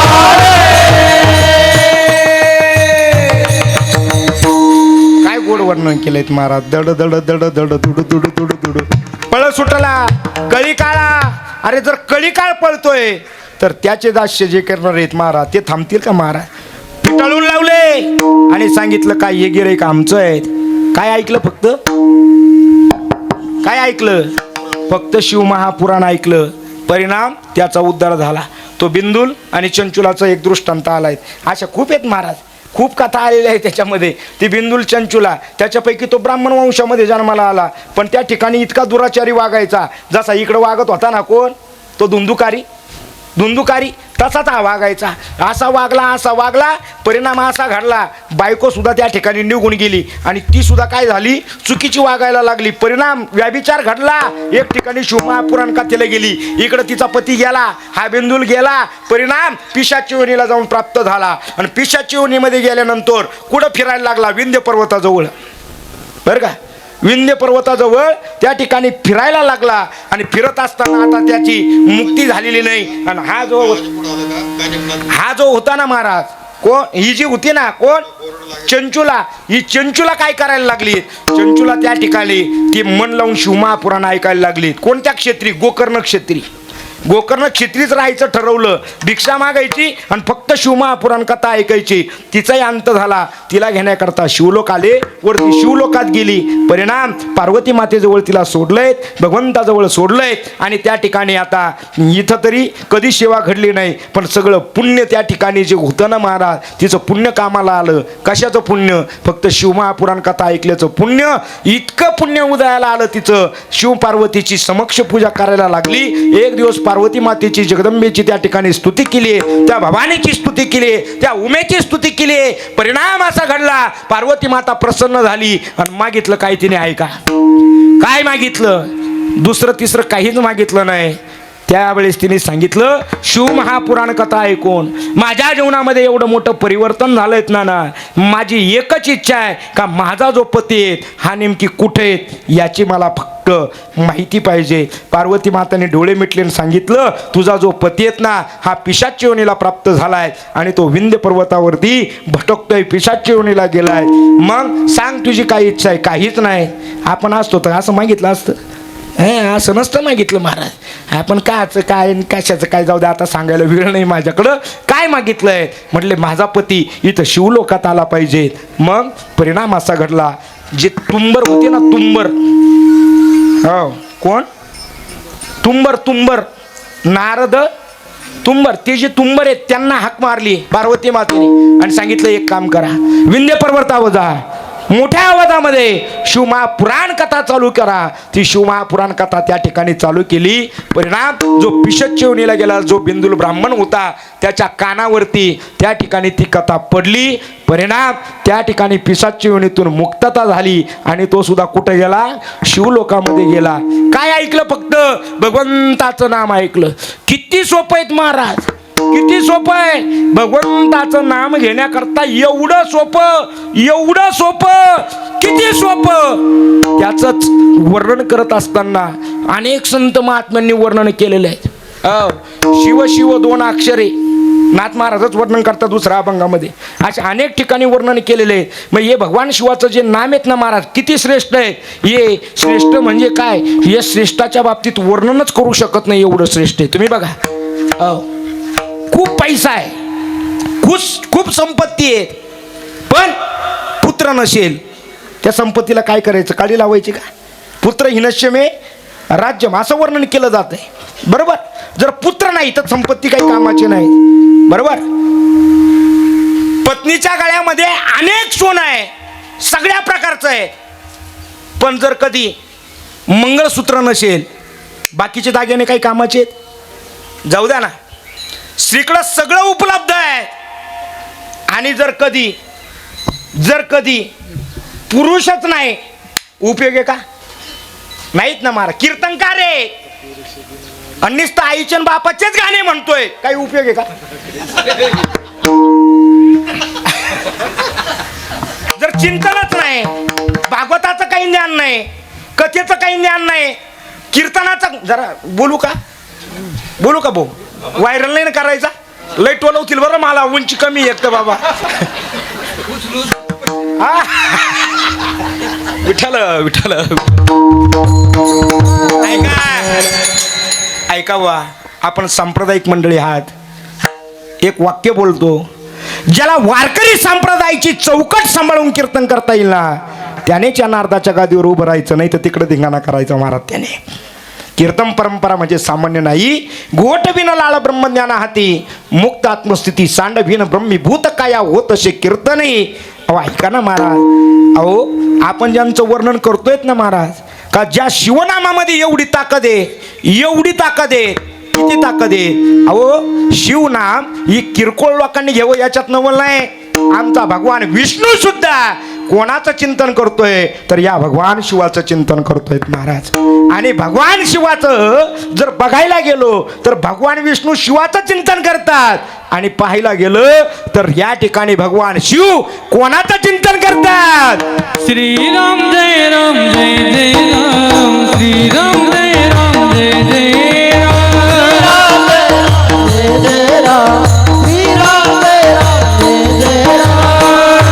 भजन करी महादेव देव, भजन करी महादेव.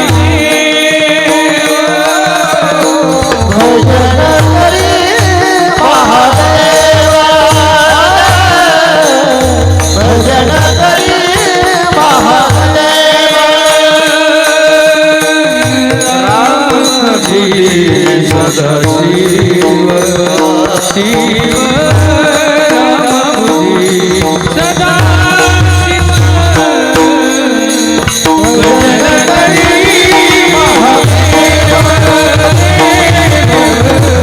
भजन करी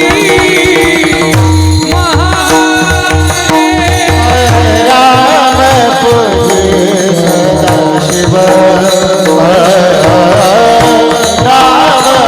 शिव सदा शिव भजन करी महादेवा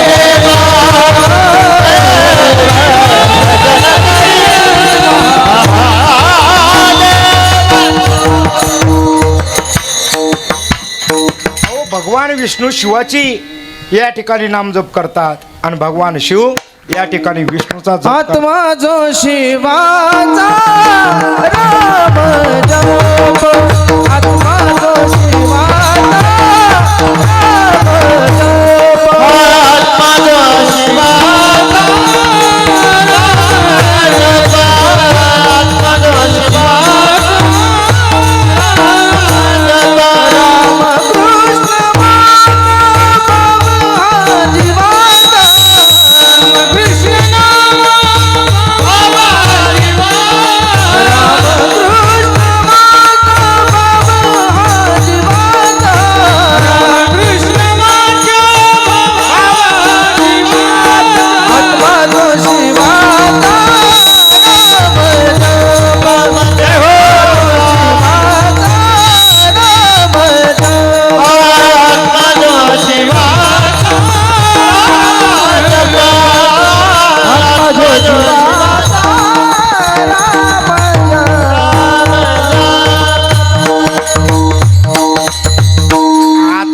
शिवाचा राम जप.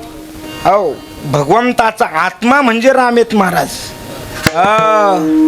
भगवान शिवाचा राम हा आत्मा आहे. ऐका ना बा, आपण भेद करतो. हो काय भेद करतो? हा शिव भक्त आहे, हा विष्णू भक्त आहे. नाही गेली नाही गेली. ऐका, एक विष्णू भक्त आहे, एक शिव भक्त आहे. 5 प्रकारची मुख्य देवता सांगितली जाते. कायम चिंतन ऐकतो आपण. सूर्याची उपासना करतात चौर म्हणतात, शिवाची उपासना करतात शैव म्हणतात, विष्णूची उपासना करणारे त्यांना वैष्णव म्हणतात, देवीची उपासना करतो त्याला शाक्त म्हणतात, आणि गणपतीची उपासना करतात त्याला गणपत्य म्हणतात. अशी 5 प्रकारची मुख्य देवता आहे. त्याच्यापैकी शैव हरिहरा भेद नाही नका करू वाद. आपण वाद करतोय. आता ते कुंभामध्ये जर आले ना महाराज, त्यांच्या भानगडी होत्या, खूप भानगडी. एकदाच गेलो होतो त्र्यंबकला, लहान होतो तेव्हा. पुन्हा म्हणलं बा आता या भानगडीत आपण पडायचं नाही, आपण घरीच आपला कुंभमेळा करायचा.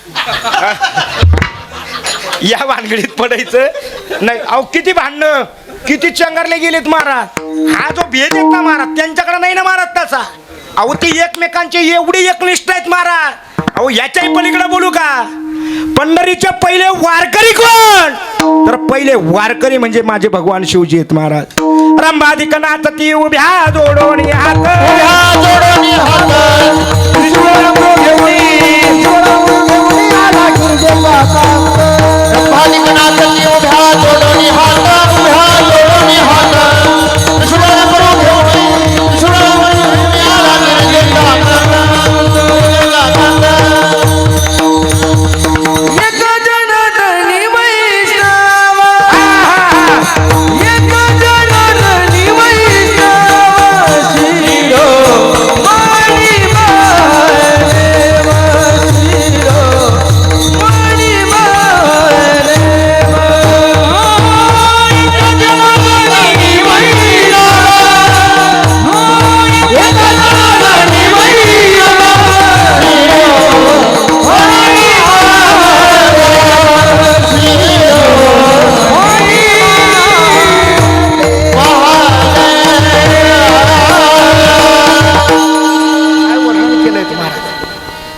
त्रिशूळावरी काशीपुरी, चक्रावरी पंढरी.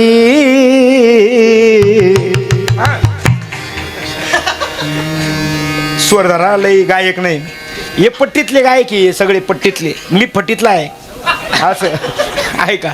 त्रिशूळावरी काशीपुरी चक्रावरी पंढरी दोन्ही सारिके सारिके दोन्ही सारिके सारिके दोन्ही सारिके सारिके त्रिशूळावरी काशीपुरी त्रिशूळावरी काशीपुरी चक्रावरी पंढरी चक्रावरी पंढरी सारखी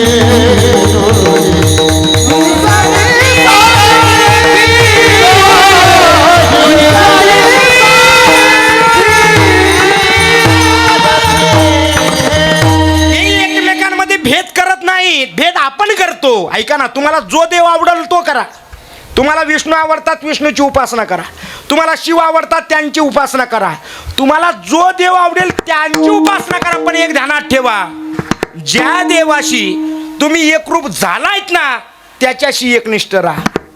ऐका बरं, निष्ठावंत भाव भक्ताचा स्वधर्म निर्धार हे वर्म चुकू नये. भगवान शिव हे सामान्य देवता नाहीत. याच्याही पलीकडे बोलू, या ठिकाणी भगवान शिवाचा जन्म कधी झाला सांगता येईल का? येईल का सांगता? काही अशा गोष्टी आहेत त्या आपण मोजू मापू शकत नाही. आता तुम्ही कोणत्या दिवशी म्हातारे झाले सांगता येईल का? सांगा ना, सांगता येईल बाबा? नाही सांगता येणार.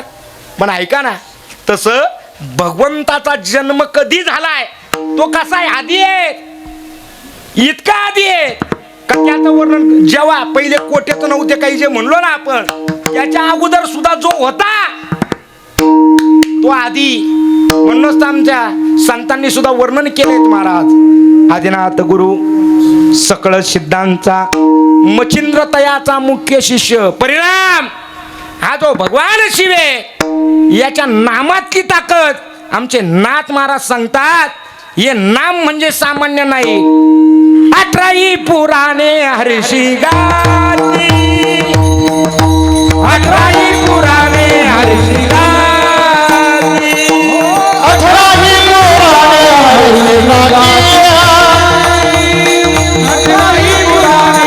चहुरे निदानाचा हिसाब निघाला.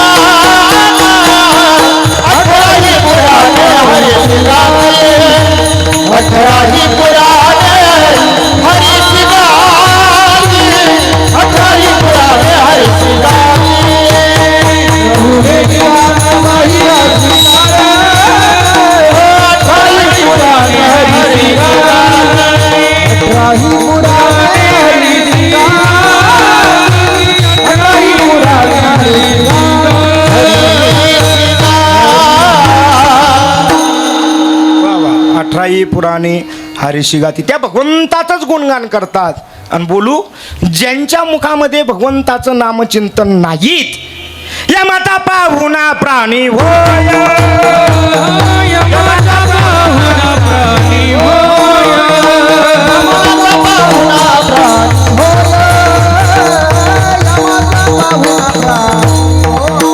हरी विना जन्म, हरी विना जन्म नरकाची पै जाना आणि यमाचा पाहुणा प्राणी होय. त्याकरता ध्यानात ठेवा, ज्याच्या जीवनामध्ये हरिभक्ती नाही त्याचं जीवन बाकीचे आले काय आणि हे आले काय प्रमाण देऊ नाही तरी काय थोडी श्वान सुकरी बापुडी.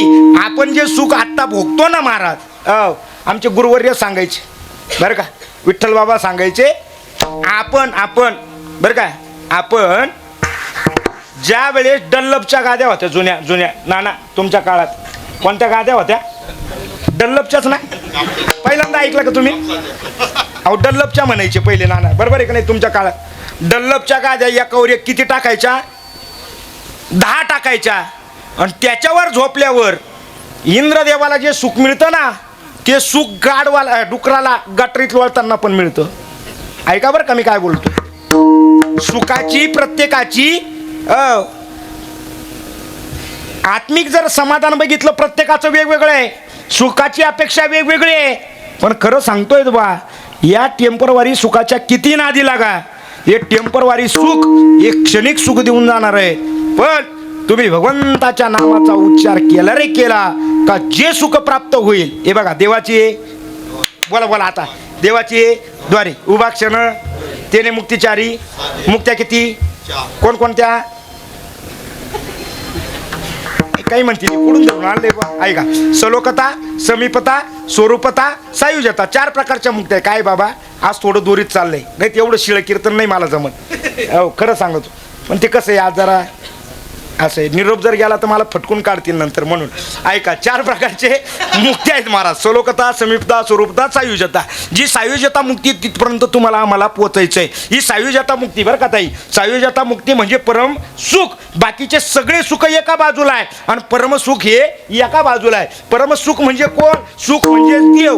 देव म्हणजे सुख. हो तुमचा आत्म उद्धार व्हावा तुमचं आत्मकल्याण व्हावं हे जर वाटत असेल तर 4थ्या मुक्तीपर्यंत तुम्हाला आम्हाला जायचंय. पण आमचे नाथ महाराज म्हटले अरे ऐका ना भगवंताकडे जाण्याचे अनेक मार्ग आहेत म्हटले. ज्ञान मार्ग आहे कर्म मार्ग आहे यज्ञ मार्ग आहे संन्यास मार्ग आहे योग मार्ग आहे. अनेक मार्गाने भगवंतापर्यंत जाता येतं. पण योगाची वाटा जे निघाले गा सुबटा तया दुःखाचीच वाटा भागा आला. अरे बाबा योग याग विधी येणे नोये सिद्धी वायाची उपाधी दंभ धर्म.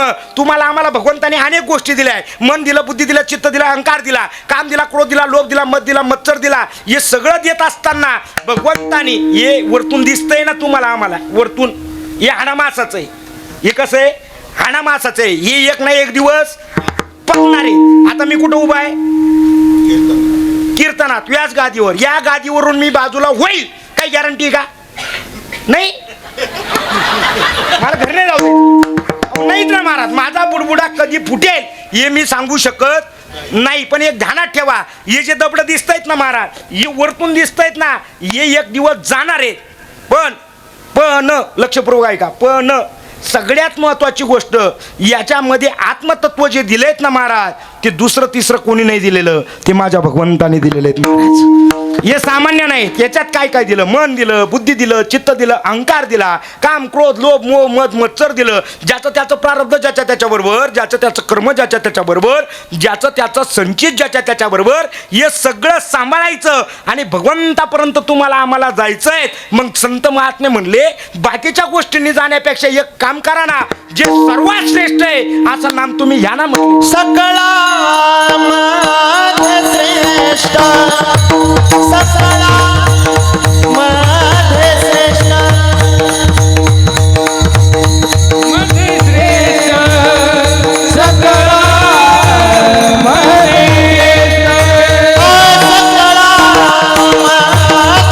श्रेष्ठ. सकळा मध्ये श्रेष्ठ सकळा मध्ये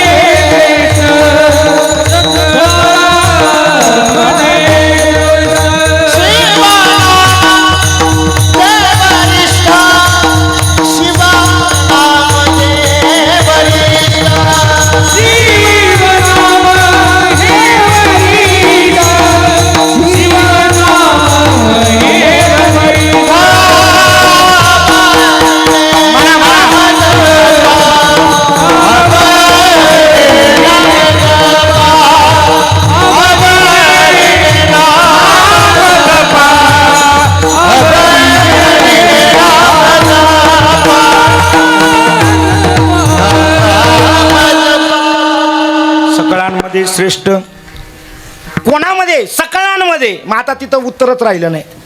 सगळ्या नामामध्ये श्रेष्ठ कोणतं? सकळांमध्ये श्रेष्ठ शिवनाम वरिष्ठ. कसं सांगितलंय वरिष्ठ. मग जायचंय तुम्हाला आम्हाला ना बाकीच्या मार्गाचा अवलंब करू नका. मग विजूभाऊ कोणत्या मार्गाचा अवलंब करायचा? तुम्हाला आम्हाला जो मार्ग जोपासायचा ना तरी झडझडून वाईला निघ. ये भक्तीच्या वाटे लाख करावी तातडी परमार्थाची. जास्त काही लागत नाही ना महाराज. अगदी सोपे. तुका म्हणे सोपे आहे सर्व उणी फक्त शिवशिव मुखाने म्हणायचंय. पण आपण 12च्या 12 पाट्या दुसरं किती का बोलू पण देवाचं नाव लवकर तोंडात येत नाहीत. का? जन्मोजन्मांतरी असेल पुण्य सामुग्री किंवा बहुत सुकृताची जोडी लय प्रमाण आहेत महाराज. ऐका, मला मुद्दा एकच मांडायचा आहे. तुम्हाला आम्हाला भगवंतापर्यंत जायचं आहे आणि जात असताना भगवंतानी जे दिलंय हे सगळ्यात मोठं महत्वाचं शरीर दिलंय. हे साधन म्हणून वापरायचं. शरीर उत्तम चांगले काय गोड वर्णन केलेत महाराज. शरीर उत्तम चांगले शरीर सुखाचे गोसुले शरीरे साध्य होय केले शरीरे साधले परब्रह्मापर्यंत जायचंय ना. बाकीच्या अवलंबाचा आता त्या ठिकाणी तुम्ही अंगीकार करूच नका. का करू नका? कारण बाकीचे जर बघायला गेलेत ना, बाकीचे सगळे मार्ग हे अत्यंत दुस्तर आहे, पण सगळ्यात सोपा मार्ग आहेत. काय? मुखातून फक्त काय म्हणा, शिव शिव म्हणा. शिव शिव म्हणल्याचा परिणाम काय, पण तो कसा म्हणा त्याचं वर्णन अभंगाच्या दुसऱ्या चरणामध्ये नाथ महाराजांनी केलं. आवडीने आवडीने नाम जपा. का? शिव शिव मंत्र सोपा. किती सोपा आहे सांगा, म्हणा बरं. शिव, अहो म्हणा ना, शिव शिव शिव. अहो बघा, एखाद्याचं नाव चांगलं ठेवलेलं तरी असलं ना महाराज, शिव किंवा शिवा, तरी लोक म्हणतात शिव्या. अरे चांगलं म्हण ना, चांगलं बोल ना बाबा. बरं का ताई, लोका काय झालं, थांबा थांबा, लोकांना चांगलं बोलता येत नाही बरं का. आता माझं नाव काय आहे? अहो माझं नाव काय आहे? निलेश महाराज. निलेश. मला निलेश लवकर म्हणणार नाही. हे सगळे जोडीदार आहे ना, मला खूप गोड हाक मारतात महाराज. इथं सांगत नाही मी, पण फार गोड हाक मारतात महाराज. का? चांगलं बोलवत नाहीत ना महाराज. मी कशा करता बोलतोय ऐका. नाही सांगणार, काळजी करू नका. कधीच चांगलं बोलणार नाही. का? लोकांना का सवय लागलीत महाराज. पण एक सांगू, तुम्ही शिव शिव म्हटले रे म्हटले, परिणाम काय होईल? अहो तो एवढा अंकित आहे भक्ताचा, एवढा अंकित आहे. ऐसा भक्ताचा अंकित काय देतो, एक हाक मारा. बाकीच्या दैवतांना खूप वेळा बोलवावं लागतात महाराज. त्याकरता सर्व जे नाथ आहेत ना महाराज, नवनारायण यांनी सगळ्यात जास्त या ठिकाणी पूजा कोणाची केली तर ती फक्त शिवाची केली. का? लवकर प्रसन्न होणारं दैवत कोणतं असेल महाराज तर भगवान शिव आहेत. अहो इतकं इतकं भोळं दैवत आहे.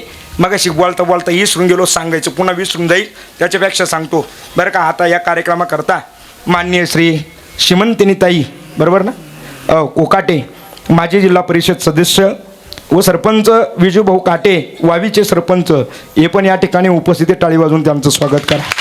ऐका, काळजी करू नका. आपल्याला 4 वाजता जेवायला बसायचं आहे. किती वाजता? 4 वाजता. एकच दिवसाचं. बरं, नागपंचमीची कथा सांगायची अजून. सांग, ऐकायची आहे ना तुम्हाला? का भुका लागले नाही ना? काही काळजी करू नका. ऐका, वर्णन काय केलेलं आहे महाराज. आजचे दिवस मला पण कथेला जायचं आहे. काही काळजी करू नका. एकदम 1 2 4 5 10 15 मिनिटात संपवतो. ऐका काय वर्णन. आईचा भक्ताचा अंकित. किती भोळा, किती भोळा. अहो सगळे त्याला वाहताना जसं जमल तसं. कोणी फुलं नेतं, कोणी बेलपत्र नेतं, कोणी तांदूळ नेतं, कोण उडदाची मूठ नेतं, कोण मुगाची मूठ नेतं, कोण तिळीची नेतं, कोण जवाची नेतं, कोण काशाची नेतं. एक भक्त चोर, एक भक्त चोर. चोर नेमकी गंमत अशी झाली, चोर चोरी करायला आला, कोणी नव्हतं बरं का. आणि कोणी नसल्यावरच चोर येतो. लक्षात येतं ना तुमच्या? चोर कधी येतो? आणि चोरी करायला पण बुद्धी लागते बरं. ज्ञानू भाऊ, चोरी करायला सुद्धा काय लागते? बुद्धी लागते. महेश भाऊ, कोणाचंही काम नाही चोरी करायचं. दोघं जण चोरी करायला गेले. एकाने तिकडे गेल्यावर बेल दाबली. कशाची? दरवाजाची. त्याला वाटलं पावलं म्हणूनच आलो का काय. अरे बाबा, कळलं पाहिजे तू कशाला आलायत म्हणून. प्रत्येकाला बुद्धी दिली, बुद्धीचा वापर करता पण आला पाहिजे. प्रत्येकाला बुद्धी दिली. कुठं राहते बुद्धी? इथं नाही, इथं नाही राहत. मला खाजो आली तिथं. ऐका, बुद्धी कुठेही असू द्या, पण बुद्धीची गंमत अशी येत ना, तिचा वापर करता आला पाहिजे. एका साहेबाची ड्युटी संपली, ती घरी जायला निघाले. चांगले मोठे साहेब होते, PSI DSP असे भारीतले साहेब होते. घरी जायला निघाले तर हवालदार म्हणले आम्ही सोडून येतो साहेब. ते म्हणले नाही, आज वॉकिंग करीत जायचं, कंटाळा आलायत म्हटले, गाडीत बसू बसू. निघाले पायी पायी रात्रीचे. रात्रीचा टाईम 8-9 वाजले. आणि जात असताना त्या विहिरी, रस्त्याच्याच कडाला विहीर होती. त्या रस्त्याच्याच कडाला विहीर असल्यावर साहेबाला दिसले नाही. साहेब विहिरीत पडला. कोण साहेब विहिरीत पडला. मोठमोठ्याने आरडायचा. 1-1.5 तास आरडत होता. घसा बसून गेला. गागू गागू असा मांजरीवाणी, कुत्र्यावाणी असा बारीक आवाज यायला लागला. कोणाचा? आपला नाही, कोणाचा? साहेबाचा. त्या हवालदाराची ड्युटी संपली, ते पायी घराकडे निघालं. ती त्याच रस्त्याला राहत होतं. नेमकी विहिरीजवळ आला आणि त्याला आवाज यायला लागला. त्याने इकडं तिकडं पाहिलं, त्याला काही कोणी दिसलं नाही. बुद्धी सांगतोय, लक्षपूर्वक आहे का. परिणाम असा घडला बुवा, त्याच्या लक्षात आलं कोणीतरी विहिरीत पडलंय. आता त्याला काय माहिती कोण पडलं. शेजारच्या वस्तीवर गेला माणूस की धर्म म्हणून वैभव दादा त्यांनी मोठं चरट घेतलं, खाली सोडलं आणि आवाज दिला, ए बाबा तू कोणी का असा ना, तुझ्याकरता काय सोडलंय. या चराटाला धरून कुठे ये, वरती ये म्हणले. वरती ये म्हणल्याबरोबर त्या ठिकाणी साहेबांनी चरट धरलं. आता याला काय माहिती वरती हवालदार, आणि हवालदाराला काय माहिती आपला साहेबच पडेल. ज्यावेळेस साहेब वरती आला त्यावेळेस यांनी पाहिलं, हा म्हणला अर हे तर आपले साहेब आहेत म्हटले. यांनी चरट सोडलं आणि शालूट जोडला. कळलं त्यांना, धन्यवाद. बुद्धी दिली आहेत ना, त्या बुद्धीचा वापर केला पाहिजे. ऐका ना महाराज, असंच एकाने शिव नाम घेतलं. एका साधूच्या सांगण्यावरून यमाचे दूत आले, शिवदूतही आले. पण त्याने सांगितलं, वास इथून पुढे मी शिवनाम घेतलंय, एकदा का महिना घेतलंयत ना, आता एक काम करा, काय मला आता त्या ठिकाणी नरकात नाही जायचं, मला कुठं जायचं, स्वर्गात जायचं. त्याकरता संतांनी सुद्धा सांगितलं, काय लागून या पाया. विणतो तुम्हाला काय करा, भगवंताचं करे टाळी बोला, मुखी नाम. भगवंताचं नामचिंतनामध्ये ताकद येत महाराज. किती ताकद आहे. हे नाम म्हणजे सामान्य नाही, फार मोठी ताकद. पण खरं सांगू, हे काय देतं. अहो बाकीचे काय देतील ते सोडा, पण आईसा भक्ताचा अंकित किती अंकित आहेत महाराज. इतका अंकित आहे, इतका अंकित आहे का या ठिकाणी तो मोक्ष सुद्धा देतो. कोणाला दिला. जो चोर काय चोरायला गेला, घंटा चोरायला गेला. कोणाचा.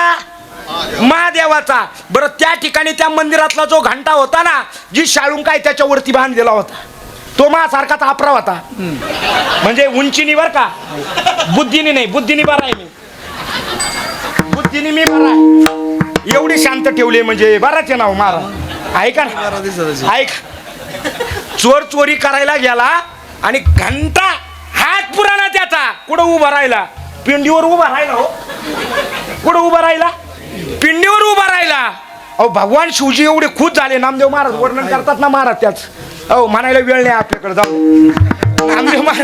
नामदेव महाराजांनी वर्णन केलंय, त्याच्यावर उभा राहिला. आणि उभा राहिल्यानंतर तिकडं वरती भगवान शिवजी म्हणले, बास जगतामध्ये अनेक भक्त पाहिलेत बुवा. कोण फुल वाहत, कोण काय वाहत, कोण काय वाहत, पण आपलं स्वतःचं शरीर अर्पण करणारा पहिल्यांदाच पाहिला. ऐका ना बुवा, भगवान शिवाची पिंड डोळ्याने जरी पाहिली ना महाराज, तरी मोक्ष प्राप्त होतोय महाराज. अजून सांगू, त्याचं एकदा शिव जरी म्हटलं तरी तो मोक्षाला प्राप्त होत असतो. एखादा मरत नसेल, काय बोलतोय, एखादा मरत नसेल. या श्रमिक नगरकर, या पुढे या. रामकृष्णारी या सगळे. विठ्ठल विठ्ठल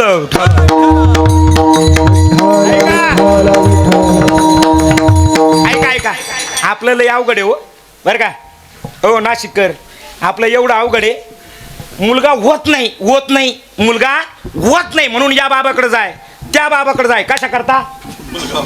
हो याचा अंगारा खाय, त्याचा धुपारा खाय. कशा करता थोरात साहेब, मुलगा व्हाय करता. आणि तोच मुलगा पुन्हा म्हातारा झाला का म्हातारा का मरत नाही म्हणून ब्राह्मणाकडे जाते.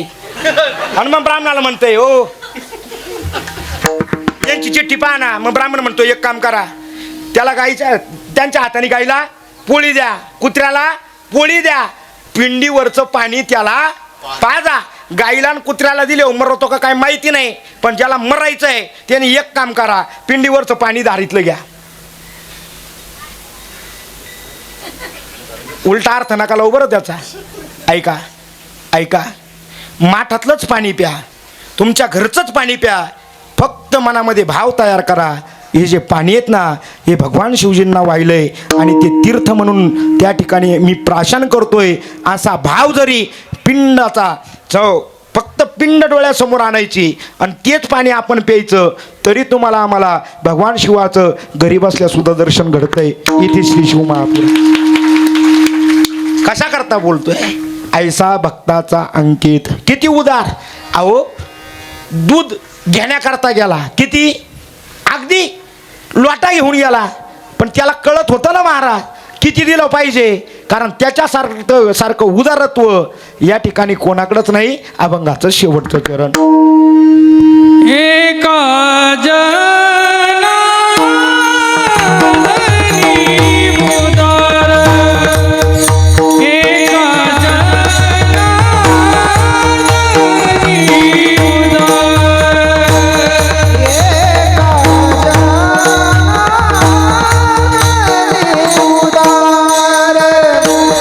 एका जनार्दनी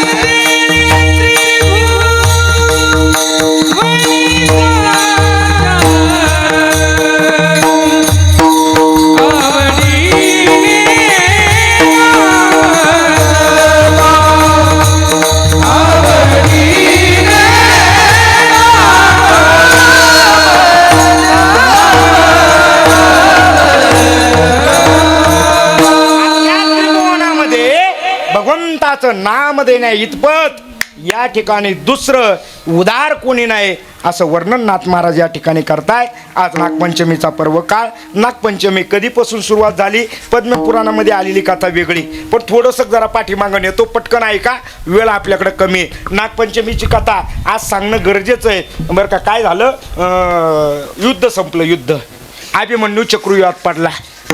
त्याची जी पत्नी होती, अभिमन्यू गेला, परंतु जी उत्तरा होती तिच्या गर्भामध्ये परीक्षिती राजा वाढत होते.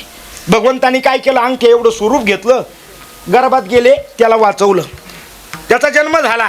पुढे जाऊन तो मोठा झाला, राजगादीवर बसला, शिकारी करता बाहेर निघाला. आणि बाहेर निघालेला असताना एक दिवस सगळे जे सैनिक होते त्यांची ताटातूट झाली आणि हा एकटाच राहिला राजा, परीक्षिती राजा. आणि एका गुहेमध्ये नेमकी घुसला. तिथं एक ऋषी तप करीत बसले होते. नाव काय त्यांचं, शम्मीप्रास ऋषी. बरं, शम्मी ऋषीच ना. आणि त्या शम्मी ऋषींचा मुलगा शृंगी ऋषी. हे शम्मी ऋषी तपाला बसलेले. अरे राजा आलाय, पण या ठिकाणी हे माझं स्वागत करायला तयार नाही, नाटकं करताय का काय. म्हणून त्या ठिकाणी ताणीने व्याकुळ झालेला होता. पाणी आपल्याला साधू देत नाही म्हणून काय केलं बरं का मंडपवाले, त्यांनी काय केलं माहिती आहे का, मेलेला सर्प उचलला आणि त्या ठिकाणी त्या ऋषींच्या गळ्यात घातला.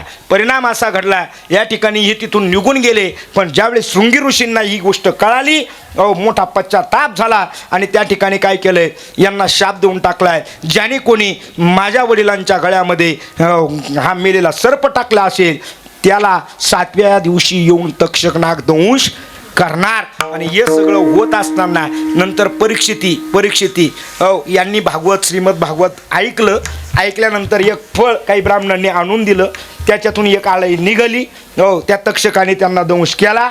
परीक्षिती राजा गेले. मग त्या गादीवर कोण बसलं, जन्मेंजय बसले. तर तिथून पुढं त्या ठिकाणी आपल्या वडिलांचा बदला घेण्याकरता त्यांनी काय केलं, मोठा यज्ञ ठेवला. कोणता यज्ञ, सर्पयज्ञ. मग त्याच्यामध्ये ते सगळ्यांना स्वाहा करायला लागले. सगळे जे नागदेवता आहेत ते सगळे घाबरून गेले. पाताळाच्या खालचे वगैरे हे सगळे नागदेवता सगळे येऊन कुठं पडायला लागले, यज्ञामध्ये पडायला लागले. आणि यज्ञामध्ये पडायला लागले तर सगळी जी देवता आहेत, नागदेवता आहेत, सगळेचे सगळे जे बाकीचे राहिलेले ते म्हणले आता आपल्यापर्यंत सुद्धा नंबर येणार. म्हणून ते सगळी देवता कुठे गेलेत महाराज, भगवंताकडे गेले. भगवंताने सांगितलं तुम्हाला वाचवणारा एकच महात्मा आहे का, तो महात्मा असा असला पाहिजे, त्याच्यामध्ये तुमचं पण रक्त असलं पाहिजे आणि तो मनुष्य असला पाहिजे. मी आशे कोण, तर आशे जे होते ते आस्तिक मुनी. मग ते आस्तिक मुनींकडे गेले.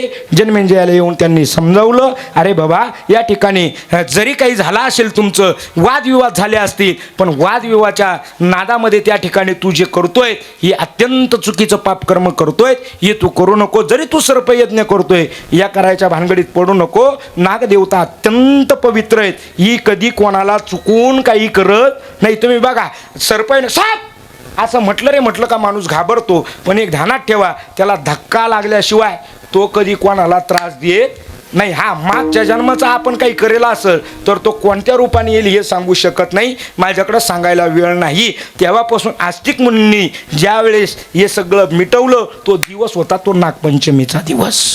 बरोबर, टाळी वाजवा ना. मी एवढी कथा सांगितली, एका दमात सांगितली, ऐका. मग ही जी नागपंचमी, ही नागपंचमी, बाकी हे जाऊ द्या.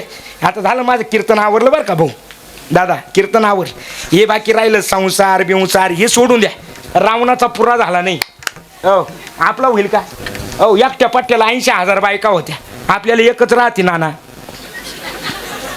हो एकच, पण ती किती मिरून आणील सांगता येत नाहीत महाराज. बाकी काय घेऊन बसलेत महाराज, हा आपला तो आपला फलाना आपला. हा काय करा महाराज, फक्त भगवंताचं नामचिंतन करा आणि त्या ठिकाणी त्याच्या प्राप्तीने निघा. राहिलं तुम्ही म्हणाल तर हे आपल्याला लई हा माझ्यावर प्रेम करतो, कोणी कोणाचं नाही महाराज. कोरोना झाला होता, कोरोना तुमच्याकडे होता कोरोना नाही? हे काय मंडळी तुम्ही पापी लोक आहे तुम्ही. कोरोना व्हायलाच पाहिजे महाराज, आहे का? कोरोना झाला महाराज, लोकांचं नाही आपलं सांगतो दादा. कोरोना झाला मला बाबा नाना काय हाल सांगू. उंचीवर नका जाऊ. 17-18 कीर्तन टीवर केले महाराज, लई कमी वयामध्ये. मी काय किरकोळ माणूस आहे का महाराज, म्हणजे फुकट नाही केले पण केले, ऐका ना महाराज. मग एवढी कीर्तन केले, महाराष्ट्रात ओळख कमी का माझी? अहो माझी ओळख आहे का नाही? का हो ताई तुम्ही ओळखतात ना मला? हो भेटलो होतो आपण 1-2 वेळेस, बरोबर आहे का नाही? का हो सरपंच आहे, भेटलो होतो काय? मग मला एक सांगा, माझी एवढी ओळख बरं का, एवढी ओळख, पण खरं सांगू का, माफी मागून एक काळं कुत्र कामाला आलं नाही. एक बेड भेटा ना कुठं.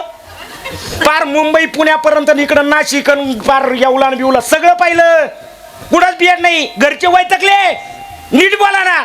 मला म्हणे कशाला कथा केली? अरे तुमच्याच करता केली ना, नीट बोला ना कोणीही. नागू दादा अहो बायको असं ताट ठेवायची, असं मोठा टोकर घ्यायची, लोटून देत होती. कुत्र्याला तरी फेकून मला लोटून होत. राहुल दादा इकडून तिकडून मला उचललं, कुठं नेलं? कुठं? सरकारी दवाखान्यात, मार्केटला खेटून लासलगावला सरकारी दवाखान्यात टाकलं. बेड नाही तिथं, बेड नाही.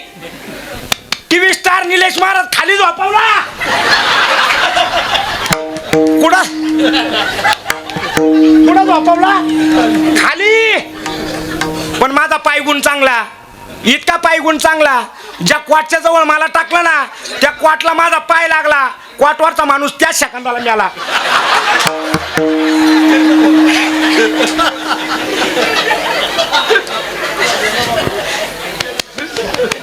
प्रमोशन झालं, खालून वर आलो.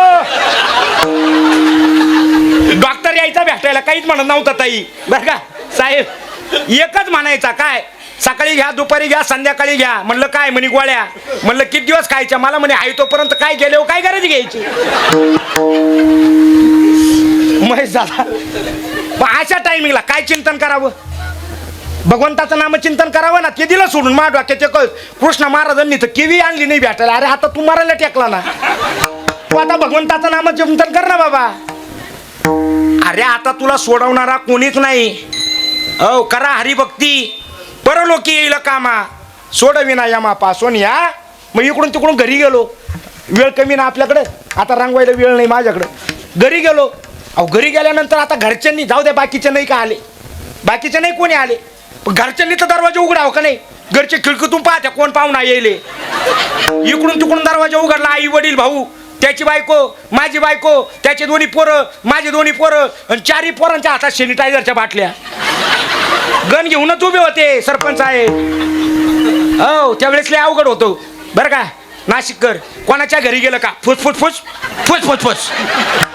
तसं घरातच घेत नव्हते निलेश भाऊ.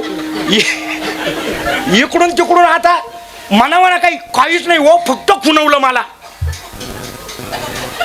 काय निघ म्हणले वरती, बरा पराक्रम केला तू, करतो हा सापाटा वरती म्हटले. इकडून तिकडून ती लहान पोरगी व वेदिका माहिती, आमच्या दादांना माहिती, अगदी लहान होती. ती पळत यायला लागली. मला वाटलं हिला उचलून घ्यावा, मी तिला उचलणार, तेवढ्यात बायकोने आवाज दिला, ए पुरी कुठं चालली बोंबला? त्याला कोरोना व्हायला व्हाय माझा म्हणे. कोण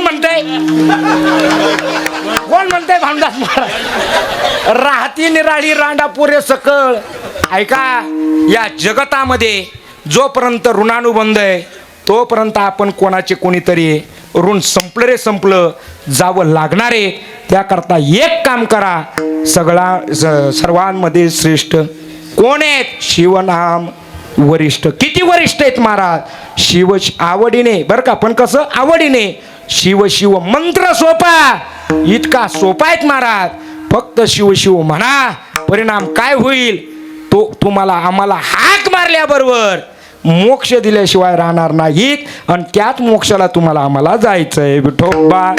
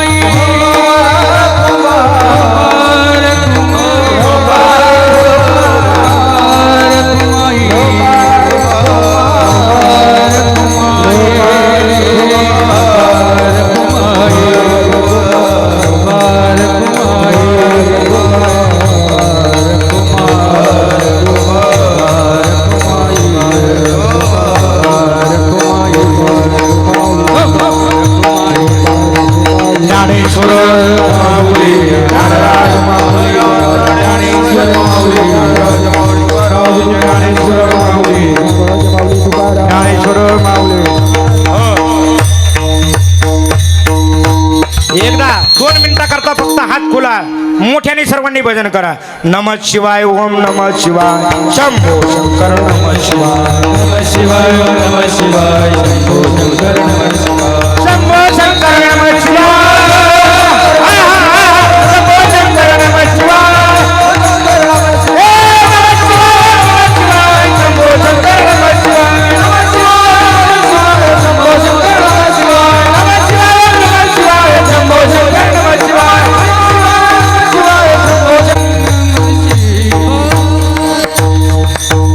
विठ्ठल जय जय विठ्ठल जय जय